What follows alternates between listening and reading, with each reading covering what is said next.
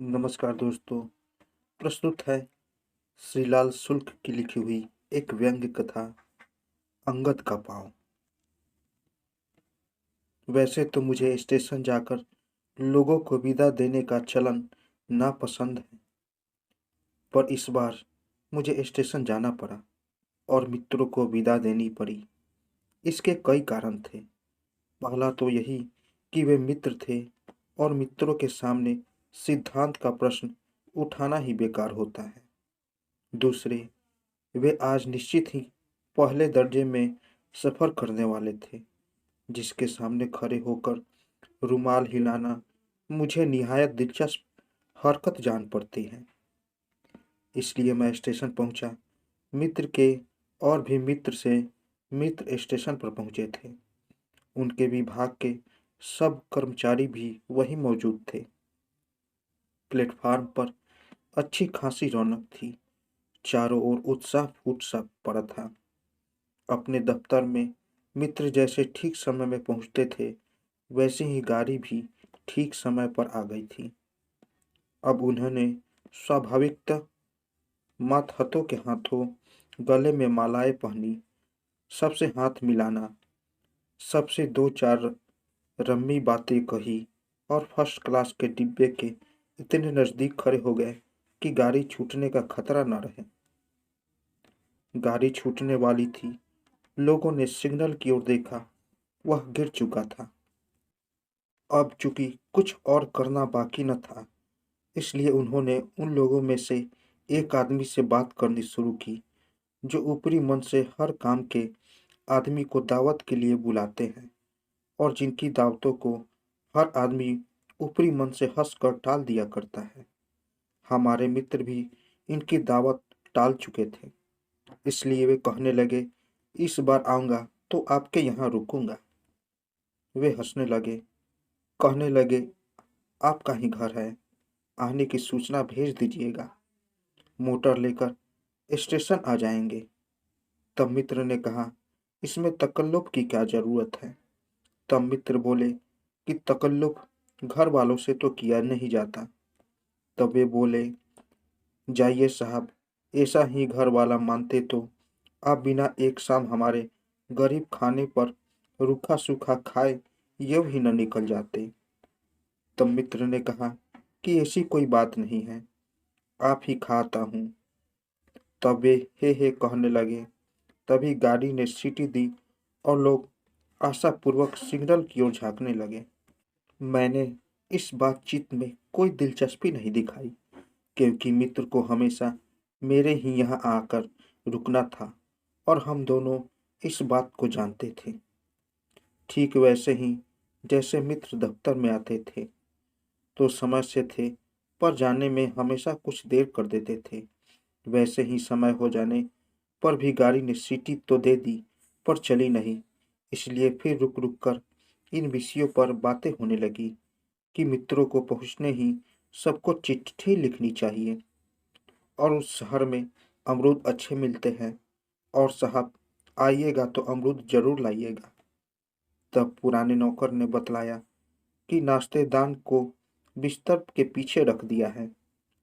तभी पुराने head clerk बोले कि बिस्तर का सिरहाना उधर के बजाय इधर होता तो अच्छा होता, क्योंकि उधर कोयला उड़कर आएगा। तब हेड क्लर्क बोले कि नहीं, कोयला उधर नहीं आएगा, बल्कि उधर से सीनरी अच्छी दिखेगी।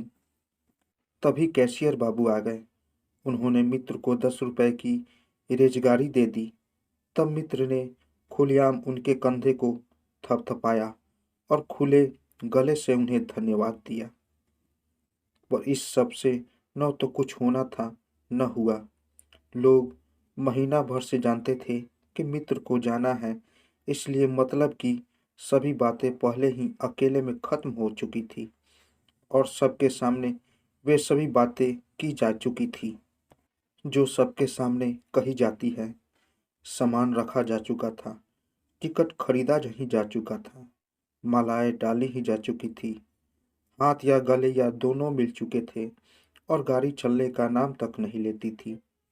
थिएटर में जब हीरो पर वार करने के लिए विलेन खंजर तान कर तिरछा खड़ा हो जाता है, उस वक्त पर्दे की डोरी अटक जाए तो सोचिए क्या होगा। कुछ वैसी ही हालत थी। पर्दा नहीं गिर रहा था। चूंकि मेरे पास करने को कोई बात नहीं रह गई थी, इसलिए मैं मित्र से कुछ दूर जाकर खड़ा हो गया और किसी ऐसे आदमी की तलाश करने लगा जो बराबर बात कर सकता हो। जो ऐसा आदमी नजर में आया, उसे मित्र की ओर ठेल भी दिया। उसने अपनी हमेशा वाली मुस्कान दिखाते हुए कहा, आपके जाने से यहाँ का क्लब सूना हो जाएगा। मित्र ने हंसकर इस तारीफ से इनकार किया। उसने कहा, पहले ब्राउन साहब के जमाने में टेनिस इसी तरह चली थी, पर अब देखिए क्या होता है। मित्र बोले, होता क्या है, आप चलाइए। तभी वे एकदम नाराज हो गए। तुनक कर बोले, मैं क्या चला सकता हूँ जनाब। मुझे तो ये लड़के क्लब का सेक्रेटरी ही नहीं होने देना चाहते। अब कोई टिकटिया चोर सेक्रेटरी हो तभी टेनिस चलेगी। मुझे तो ये निकालने पर आमादा है। बोलते बोलते वे अकड़ कर खड़े हो गए। मित्र ने हंसकर इस विषय को टाला। उसके बाद इनकी बातों का भी दीवाला पिट गया और बात आई गई रह गई, पर गाड़ी नहीं चली। मित्र कुछ देर तक बेचैनी से सिग्नल की ओर देखते रहे। कुछ लोग प्लेटफार्म पर इधर उधर टहलकर पान सिगरेट के इंतजाम में लग गए। कुछ को अंतर्राष्ट्रीय समस्याओं ने इस कदर बेजार किया कि वे पास के बुक स्टॉल पर अखबार उलटने लगे। कुछ के मन में कला कौशल और ग्रामोद्योग के प्रति एकदम से प्रेम उत्पन्न हो गया। वे पास की एक दुकान पर जाकर हैंडीक्राफ्ट के कुछ नमूने देखने लगे। तब एक पुराना स्थानीय नौकर मित्र के हाथ लग गया। उसे देखते ही अचानक मित्र के मन में समाज की समाजवादी व्यवस्था के प्रति विश्वास पैदा हो गया। वे हंसकर उसकी प्रशंसा करने लगे। तब वह रोकर अपनी पारिवारिक विपत्तियां सुनाने लगा। अब मित्र बड़े करुणाजनक भाव से उसकी बातें सुनने लगे। तब कुछ टिकट चेकर तेजी से आए और सामने से निकल गए। मित्र ने उनकी ओर देखा, पर जब तक वे कुछ बात करने की बात तय करे कि वे आगे निकल गए, तब तक एक लंबा सा गार्ड सीटी बजाता हुआ निकला। हेड क्लर्क ने कहा, सुनिए साहब, पर यह उसने अनसुना कर दिया और सीटी बजाता हुआ आगे बढ़ गया। पर गाड़ी फिर नहीं चली। कुछ परिस्थितियों पर दया आई और वे मित्र के पास सिमट आए। पर घूम घूम कर कई लोगों ने कई छोटे छोटे गुट बना लिए और कला के लिए जैसे कला वैसे बात के लिए बातें चल निकली। एक साहब की निगाह मित्र की फूल मालाओं पर गई। उनको उसी से प्रेरणा मिली। बोले, गेंदे के फूल भी क्या कमाल पैदा करते हैं। असली फूल मालाएं तो गेंदे के फूलों ही बनती है। बातचीत की सरियल मोटर एक बार जब धक्का खाकर स्टार्ट हो गई तो उसके फटाफट फिर क्या पूछना। दूसरे महाशय ने कहा, इंडिया में अभी तो जैसे हम बैलगाड़ी के लेवल से ऊपर नहीं उठे, वैसे ही फूलों के मामले में गेंदे से ऊपर नहीं उठ भर पाए। गाड़ियों में बैलगाड़ी, मिठाइयों में पेड़ा, फूलों में गेंदा। लीजिए जनाब, यही है आपका इंडियन कल्चर। इसके जवाब में एक दूसरे साहब ने भीड़ के दूसरे कोने से चीख कर कहा, अंग्रेज चला गया पर अपनी औलाद छोड़ गया। इधर से उन्होंने कहा, जी आप जैसा हिंदुस्तानी रह गया पर दिमाग बह गया।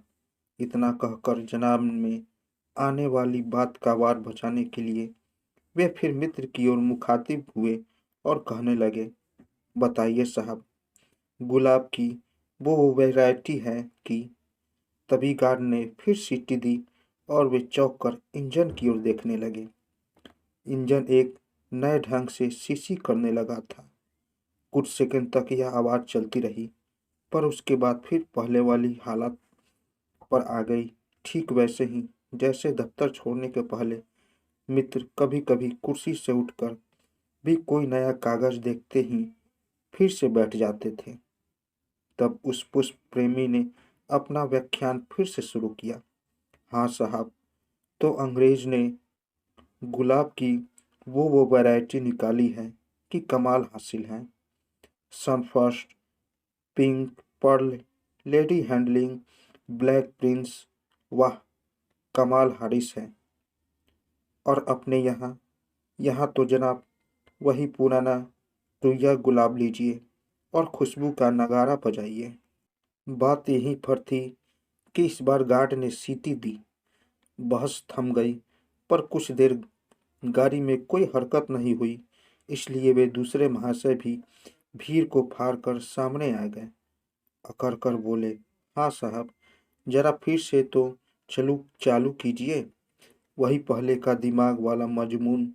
मेरा तो भाई दिमाग हिंदुस्तानी ही है, पर आइए आपके दिमाग को भी परख ले। तब मित्र महोदय बड़े जोर से हंसे और बोले, हातिम भाई और सक्सेना साहब में यह हमेशा ही चलता रहता है। याद रहेंगे साहब, ये झगड़े भी याद रहेंगे। इस तरह बात भी खत्म हुई। झगड़े को मजबूरन मैदान छोड़ना पड़ा। उधर सिग्नल गिरा हुआ था, इंजन फिर से सीसी करने लगा था, पर गाड़ी अंगद के पांव सी अपनी जगह टिकी थी। भीड़ के पिछले हिस्से में दर्शन शास्त्र के एक प्रोफेसर धीरे धीरे किसी मित्र को समझा रहे थे। जनाब, जिंदगी में 3 बेटे 4 तो ददाव है, कोई एक करसन को बोलबाला है, बाकी 1 बेटे 4 अपनी तबीयत की जिंदगी है। देखिए ना, मेरा काम तो एक तख्त से चल जाता है, फिर भी दूसरे के लिए ड्राइंग रूम में सोफे डालने पड़ते हैं। तन ढकने को एक धोती बहुत काफ़ी है, पर देखिए बाहर जाने के लिए यह सूट पहनना पड़ता है।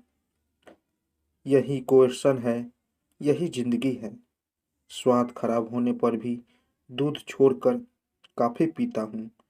जासूसी उपन्यास पढ़ने का मन करता है, पर कांट और हिलेंग पढ़ता हूँ। और जनाब, गठिया का मरीज हूँ, पर मित्रों के लिए स्टेशन आकर घंटों तक खड़ा रहता हूँ।